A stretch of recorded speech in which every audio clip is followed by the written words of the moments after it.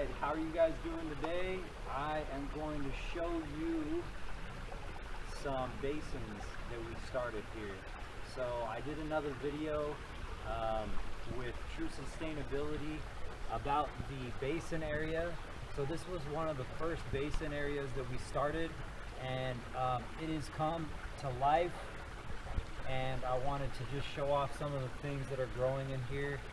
This is mid-stage growth, and it's in the winter time, so this is pretty cool that these are starting to grow and take off even in some pretty cold temperatures. It's dropped down to about less than 40 degrees at night a couple of days, so it's really good that these have thrived. So some of these have just sprouted out of nowhere. So it was part of the mulch and some seeds that had been in the mulching process that just happened to sprout out of here. So there is some garlic here up at the top, and these are doing really good. And then we have a squash growing right here, and then we have a tomato. I think this is a slicer type variety of tomato here at the top, and then down here towards the bottom is going to be some green tomatoes, and those are doing really well. They're thriving. So I have, let's see here, 1, 2, 3, 4 plants in this bed, and then also we have some small tomato that's growing right here, and then there's another plant here. I'm not sure which one this is going to be yet because it's kind of small, so all I can see is just the leaves going on here. I did put some tomatoes, just full tomatoes, in these basin areas, so I know that some tomatoes are supposed to sprout up, but these green tomatoes I did not put in here. So that's just an unexpected surprise, and that's exactly how I want this basin to operate. I want them just to shoot up and be comfortable wherever they're at and just grow. And then I'm gonna pick off of them, and then when they flower and they throw out some seeds, then we'll just let them grow again in the same area. So I'm not going to control this area a bunch. I'm just gonna let it do its thing. It's about to rain in a few days from now, and I did this on purpose. I set up all of the next basin areas, which it's one of the largest basin areas that we're gonna have here. So let's go ahead and go there next, and on the way we'll just talk about the next one. So down here is where I put a bunch of different tomatoes and different varieties of other edible plants in this basin, and I've kind of moved it back. I've expanded it.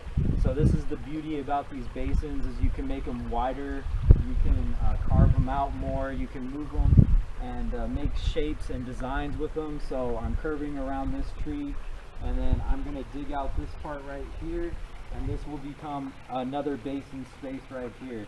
So I don't want any water to go to my pond and muck it up, put some mud and stuff in the water. So that's originally why we've developed these basins. But the basins are a beautiful way to grow. So it's going to retain moisture. All the moisture from the rain and everything, because I'm on a slope here, is all going to go down into these basins. It's going to store the water, and it's going to be excellent for those plants. So we're just going to put a bunch of seeds and see what happens. So I put cucumber in here, and let's go ahead and come down to this bottom one. So if you get a full scope of this, this is my path area, and now I can get this clean and get all this grass out of here and make this path beautiful again. And then right here is where it was flooding out, and it was going towards the pond, and it wasn't a good situation. All the water right from where the grass was, it was just a nightmare. So I know exactly where all the flooding was happening. So now there's not going to be any flooding, and all the beneficial water is going to be stored down in here in the basin. So we have a bunch of beans, we have some tomatoes also. We have radishes, we have carrots, we have several other things in here, cucumbers, and I believe that's the majority of what's in here. But it's just gonna grow and take off, and I'm just gonna have it grow wild. So wherever these start to sprout up, let them go. If there's a ton in one area, then maybe we'll thin some of it out so that they have a chance to grow, or maybe we just let it grow and see which one is the most dominant, so that that can grow the best. But we're gonna fill this space just like I did the other one with a bunch of mulch on top of it, and then it will be prepared for, I believe it's Friday is when it's gonna rain a ton, which I think today is Thursday, so tomorrow it's gonna rain almost 100% chance of rain. So that will be really good for the new seeds, and they'll have a chance to sprout up. So let's go ahead and pause the video real quick, and we'll come back to you over there in our herb section that I was telling you guys about in another video. We're back, and let's go ahead and talk about herbs. So I was telling you guys in a previous video that I'm trying to have a section or a corner of just herbs, and that's exactly what I'm doing here. I'm dedicating this space all along my house right here on this north side, northeast side of the property. And what we have here is, this one is oregano. I just planted up into here with seeds. The next one is going to be some dill, and then we have thyme, and then I like to basically plant in between other plants. So this is one of another flowering bush. It doesn't have any nutritional value at this point, but it's beautiful, and it's been coming back, and I've nursed it to where it is now. So that's going to help to provide a little bit of a microclimate for this one. And then when this grows and that grows and this grows together, then they'll basically be able to be interplanted and provide a micro ecosystem. So this one here is going to be chamomile. My wife loves chamomile, also my kids as well, so we make that tea. So that's another one that we wanted to do.